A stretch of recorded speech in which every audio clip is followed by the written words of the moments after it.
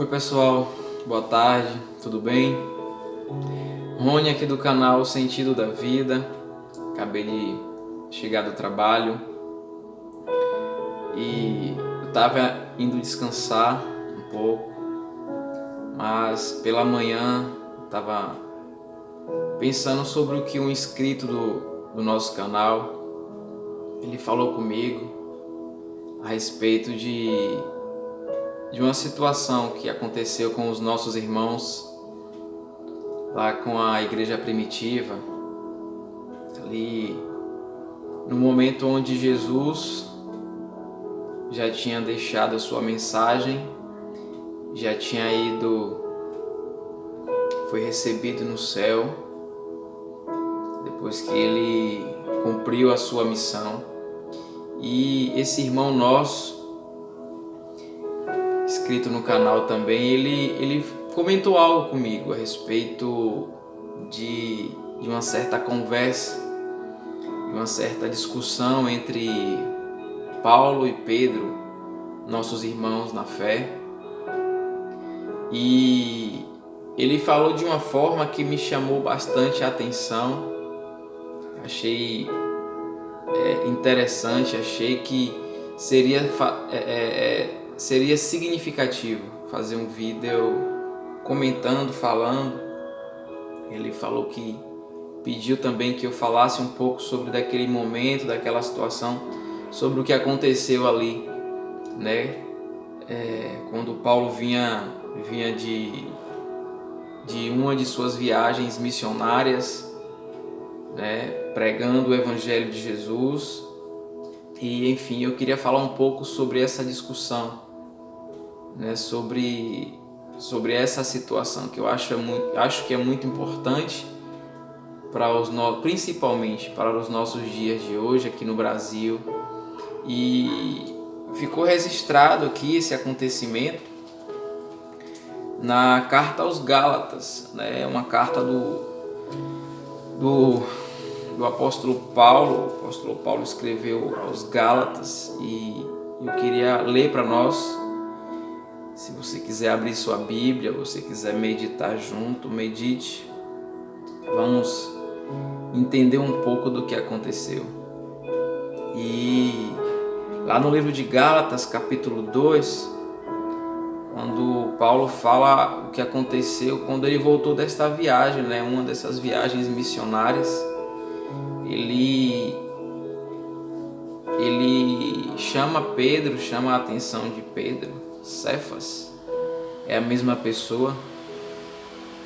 E no versículo 11, capítulo 2, versículo 11, Paulo diz assim: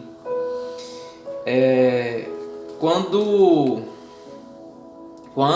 porém, Cefas chegou a Antioquia, né, o Pedro, eu o enfrentei abertamente, pois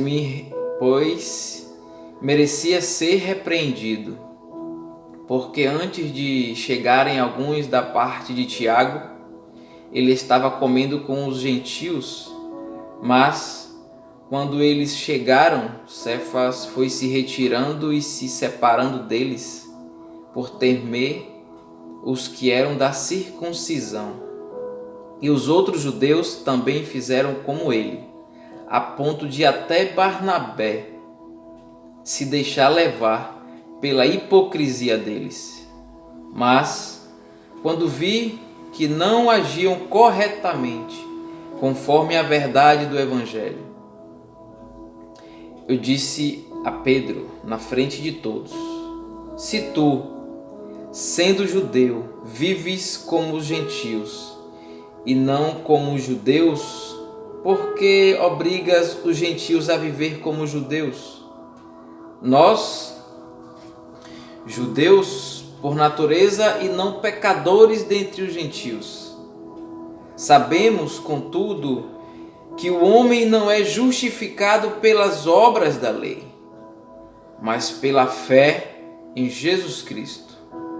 Nós também temos crido em Cristo Jesus para sermos justificados pela fé em Cristo e não pelas obras da lei. pois ninguém será justificado pelas obras da lei.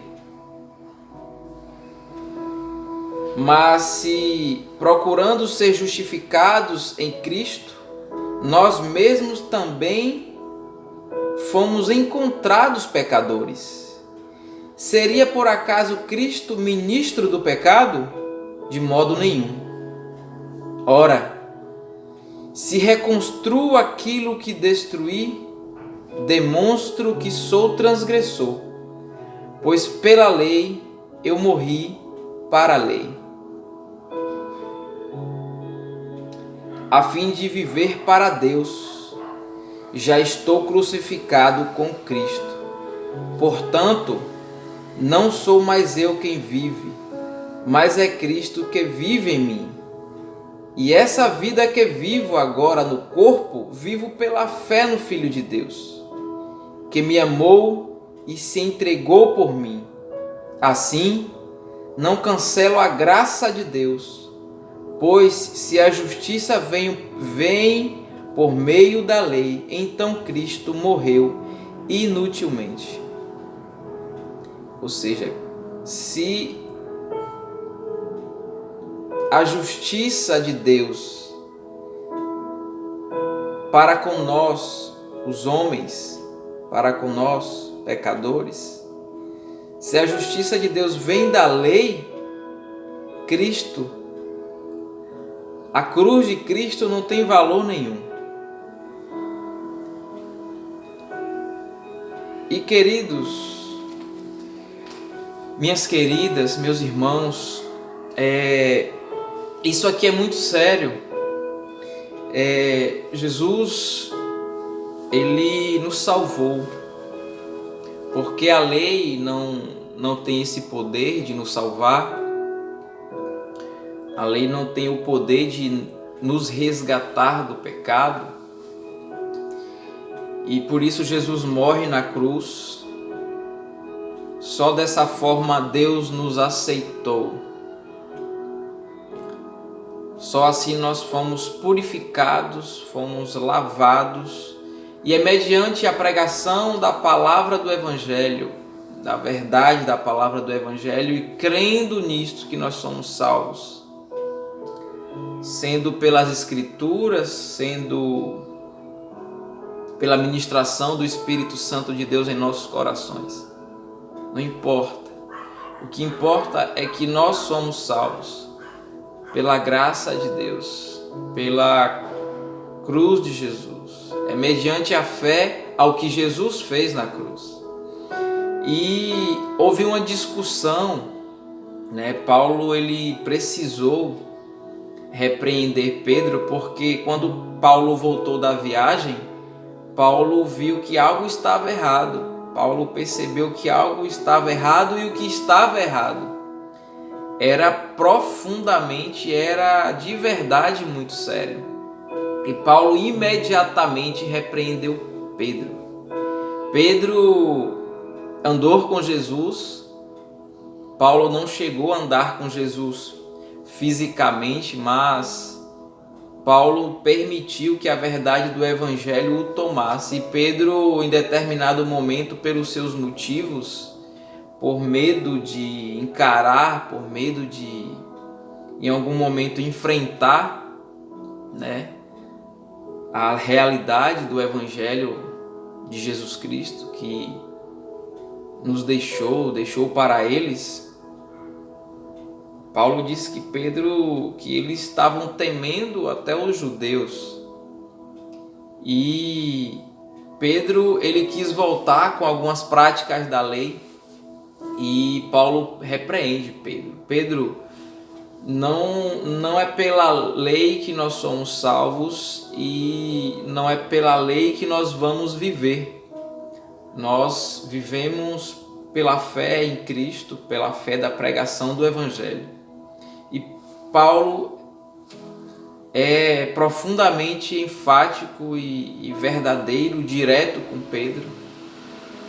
Pedro mais tarde reconhece isso em um determinado momento, que Paulo estava certo. Pedro reconhece também que Paulo falava algumas coisas difíceis. Então, como eu disse, Paulo se permitiu, né, depois do seu chamado, depois que Jesus encontrou ele ali no caminho de Damasco, né, ele caiu do cavalo e Deus o chamou para esta obra. E eu pensando e refletindo sobre o que esse irmão nosso falou comigo a respeito dessa passagem, eu há muito tempo, não só eu, como alguns pastores no Brasil, né, nós observamos o comportamento de alguns irmãos nossos em relação a essa situação com a lei, com a palavra do Evangelho em nosso país. E é claro, é evidente, nós observamos que muitos pastores, não são todos, muitos líderes, muitos religiosos, eles realmente começaram há muito tempo a trilhar essa mesma caminhada que Pedro, né, de por algum motivo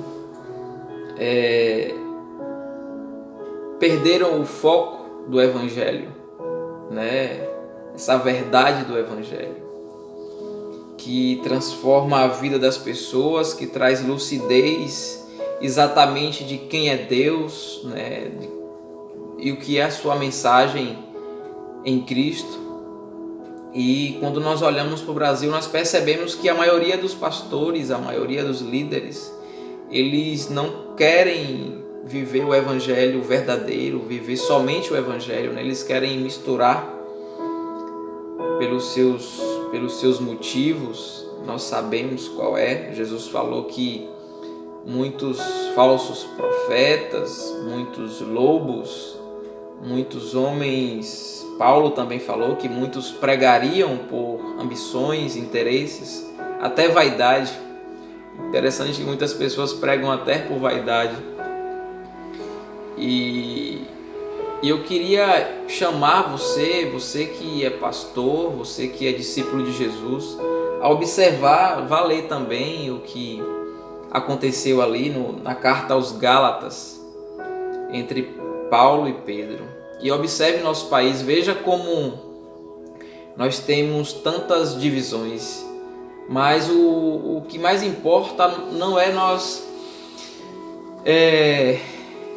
que aconteçam as brigas, né, as discussões, na verdade, mas sim que eu acredito, eu espero que a maioria de nós, a maioria de vocês que estão percebendo a realidade do nosso país, isso já vem há muito tempo, né? Muitos homens não querem viver só o Evangelho de Jesus. E o mais importante não é você discordar, quando houver a discordância ou alguém chamar nossa atenção, alguém trazer lucidez em relação à importância do Evangelho e de viver só o Evangelho, nós sermos humildes como Pedro foi. Chegou um momento que Pedro reconheceu que Paulo estava certo, mesmo Paulo sem andar com Jesus fisicamente, mas nós precisamos realmente permitir que o Espírito Santo ministre os nossos corações, que nós viemos abrir mão de nossos interesses. Não vamos colocar nossos interesses como prioridade, né? A gente olha para o Brasil, tantas coisas, são tantas coisas. Você vê pastores que, em vez de pregar só o Evangelho de Jesus, eles preferem viver nas práticas da lei, e são várias práticas, né? A circuncisão, por exemplo, Pedro queria continuar com isso. E nosso chamado não é para viver as práticas da lei, né? Muitas práticas, circuncisão. Você via ali uma mulher pega em adultério, tinha que ser apedrejada. Hoje, numa igreja, se uma mulher é pega em adultério, o Evangelho não nos ensina a apedrejá-la, ensina a nós levarmos para ela uma consciência de que ela é pecadora sim, de que ela precisa se arrepender, mas de que ela pode se converter dos seus maus caminhos. Então, e são muitas coisas que estão misturando com o evangelho, campanhas em nome de Deus, né? Os pastores da teologia da prosperidade, né? Pessoas que faz questão de colocar na cabeça das pessoas que elas, para viver com Deus, elas precisam ficar ricas imediatamente, ou elas não vão experimentar verdadeiramente uma vida com Deus, elas não vão experimentar realmente o amor de Deus. E campanhas financeiras, né, em nome de Deus, cultos, reuniões feitas em nome de Deus, agendadas em nome de Deus, e aos poucos você vai vendo que na verdade é uma manifestação do homem, não é uma manifestação do Espírito Santo de Deus. Ele não tem liberdade. Eu estava lembrando de uma certa ocasião que Filipe, um discípulo de Jesus, né, ele estava em determinado lugar e o Espírito Santo, ele estava indo para a direita e o Espírito Santo tocou no coração dele para ele, né, na verdade o Espírito Santo o transportou, o conduziu para outro caminho, porque Filipe era um discípulo de Jesus, recebeu o Espírito Santo e o Espírito Santo precisava de um coração livre para poder fazer o que ele quisesse, a hora que ele quisesse, e o Espírito Santo encontrou isso ali em Filipe. E Filipe foi conduzido até o superintendente da rainha de Candace, o eunuco, que provavelmente anualmente ele saía da Etióquia, né, e ia para Jerusalém assistir um culto, uma reunião, ver rabinos falando da lei. E quando Filipe chegou na carruagem, o eunuco estava, o etíope, o superintendente da rainha de Candace, estava lendo exatamente aquela passagem, né, que diz que ele foi levado como ovelha muda ao matadouro. E Filipe correu e perguntou para ele: você lê o que você entende? Aí ele respondeu: como é que eu vou... Quer dizer, ele perguntou: você entende o que você está lendo? E ele respondeu para Filipe: como é que eu vou entender se não tem quem me explique? E Filipe subiu na carruagem e explicou para ele que aquela passagem estava falando de Jesus, né? Filipe conta para ele todo o percurso, toda a trajetória de Abraão até Jesus na cruz, e aquele homem, ele compreendeu quem era Jesus, o que significava aquela passagem, de quem estava falando aquela passagem.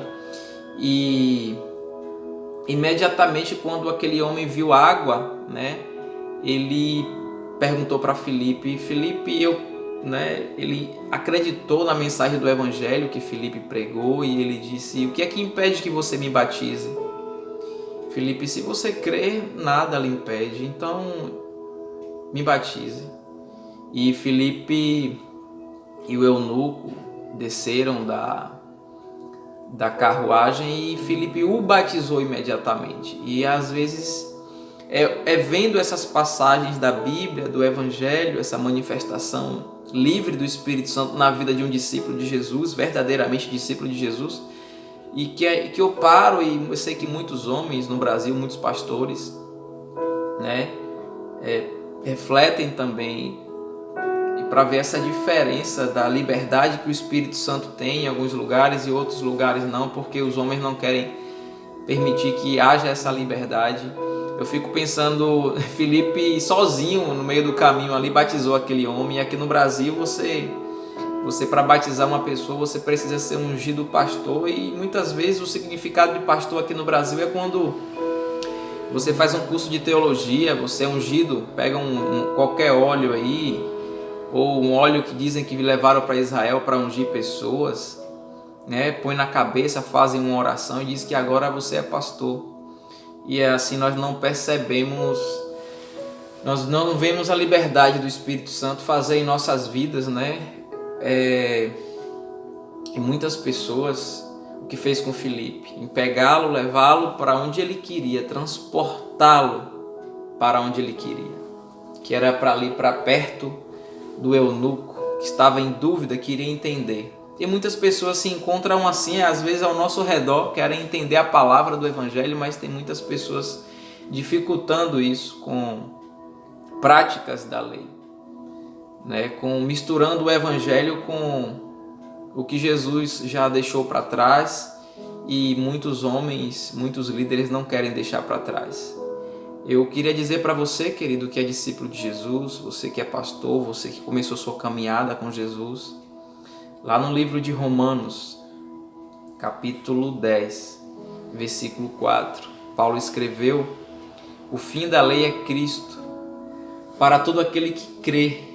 Então, se você não crê, verdadeiramente você vai ficar como Pedro. De repente você pode perder o foco e querer voltar para as práticas da lei. Todas as práticas, dar dízimo, pedir dízimo, fazer, enfim, o que muitos por aí fazem em nome de Deus, usando a lei. Mas Jesus nos chamou para liberdade. Por isso que Paulo, eu falei de vocês no capítulo 2 de Gálatas, sobre a discussão de Pedro e Paulo. Mas no capítulo 3, Paulo continua falando assim: ó Gálatas insensatos. Paulo chama eles de insensatos. Mas por que Paulo chama eles de insensatos? Paulo mandou essa carta para a igreja, mas a igreja já tinha ouvido o Evangelho, mas de repente eles perderam o foco. Aí Paulo se encontrou na necessidade de mandar essa carta aos Gálatas. E no capítulo 3, Paulo diz: ó insensatos Gálatas, quem vos seduziu? Não foi diante de vós que Jesus Cristo foi exposto e crucificado? É só isso que eu quero saber de vocês. Foi pelas obras da lei que vocês receberam o Espírito? Ou pela fé naquilo que vocês ouviram? Sois tão insensatos assim, a ponto de, tendo começado pelo Espírito, vocês estão agora querendo se aperfeiçoar pela carne? Será que sofrestes tanto por nada? Se é que isto foi por nada. Aquele que vos dá o Espírito é que realiza milagres entre vós. Será que o faz pelas obras da lei ou pela fé naquilo que vocês ouviram? Assim foi com Abraão, que creu em Deus e isso lhe foi atribuído com justiça. Sabei então que os da fé é que são filhos de Abraão. E a Escritura, prevendo que Deus iria justificar os gentios pela fé, anunciou com antecedência a boa notícia a Abraão, dizendo: em ti serão abençoadas todas as nações. Desse modo, os da fé são abençoados juntamente com Abraão, homem que creu, pois todos os que são das obras da lei estão debaixo de maldição. Grave bem isso, querido. Todos que querem colocar vocês debaixo das práticas da lei. A lei é de Deus, é boa e é santa, mas a lei só veio por causa da dureza do nosso coração. Mas para a salvação e para a nossa vida, nós vivemos em Cristo. Não mais com a lei de Moisés, agora com a lei de Jesus, a lei do amor. O amor é o vínculo da perfeição. Por isso que Paulo escreve isso. Desse modo, os da fé são abençoados juntamente com Abraão, um homem que creu, pois todos os que são das obras da lei estão debaixo de maldição. Não fique mais debaixo de maldição, querido. Porque está escrito: maldito todo aquele que não permanece na prática de todas as coisas escritas no livro da lei. Se você quiser viver pela lei viva, mas se você tropeçar em qualquer mandamento da lei, você vai ser réu dela e você vai ser julgado por ela. Mas se você quer viver pela fé, pela palavra do Evangelho, crendo que Jesus te salvou na cruz do Calvário, não faça mais questão de viver pela lei, porque homem nenhum tem condições de ser fiel até a morte a Deus pela lei. Só Jesus foi fiel até a morte pela lei. Por isso que ele veio. Homem nenhum consegue ser fiel a Deus, ao Pai, pela lei. Mas somos salvos e temos que ser salvos e viver pela graça, porque nós somos salvos pela graça. A palavra graça significa favor imerecido. Não merecemos porque não conseguimos cumprir a lei. Se não cumprimos, mas temos Jesus que cumpriu em nosso lugar. Então viva só pelo amor, faça tudo pelo amor. E é evidente que ninguém é justificado diante de Deus pela lei, tá vendo? E é evidente que ninguém é justificado diante de Deus pela lei, porque o justo viverá pela fé.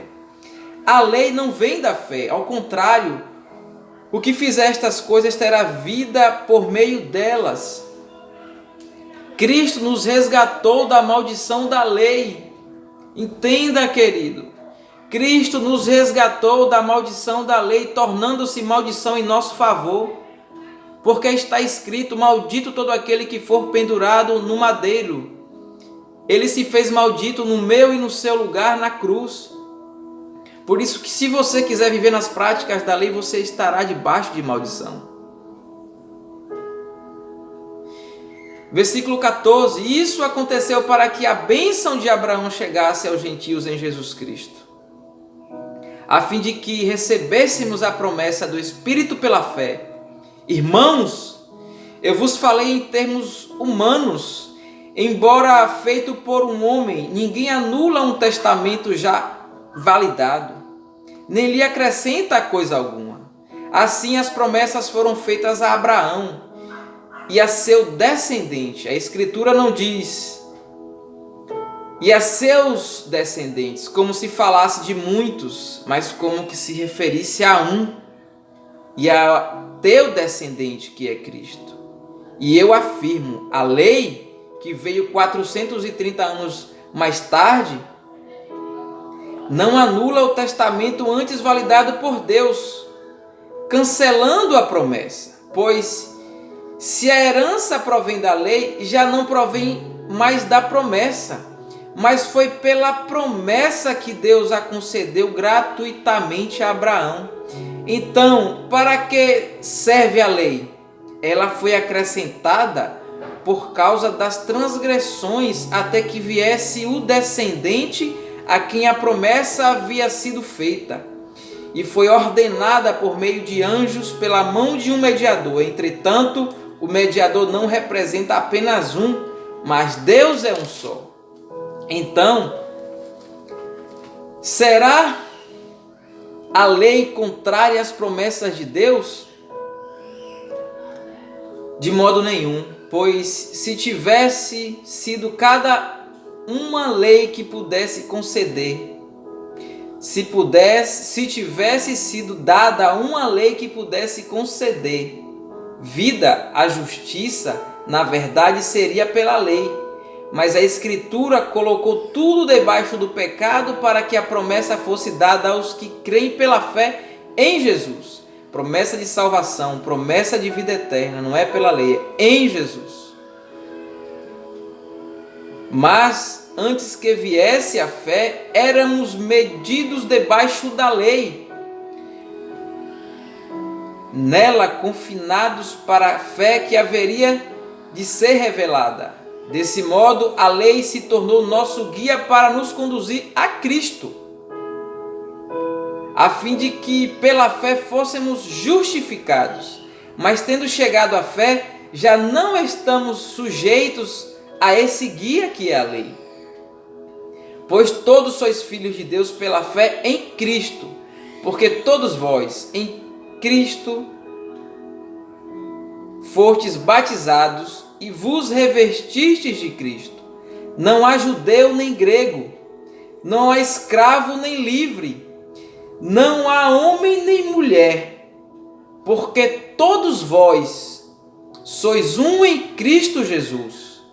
E se sois de Cristo, então sois descendência de Abraão e herdeiros conforme a promessa. Amém? Você crê nisso? Queridos, eu li o capítulo 3 de Gálatas só para concluir. E Paulo deixou muito bem explicado. Eu não preciso nem pregar sobre isso. Eu não preciso nem explicar. Eu não preciso nem fazer o que Filipe fez com Eutíope, que estava sem entender aquela passagem por algum motivo.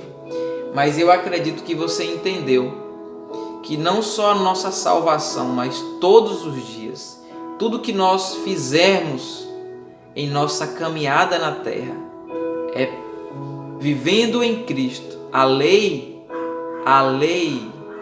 morreu em Jesus. Leia Romanos capítulo 10, versículo 4. O fim da lei é Cristo para os que creem. Quem não crê vai continuar com as práticas da lei. Mas eu creio,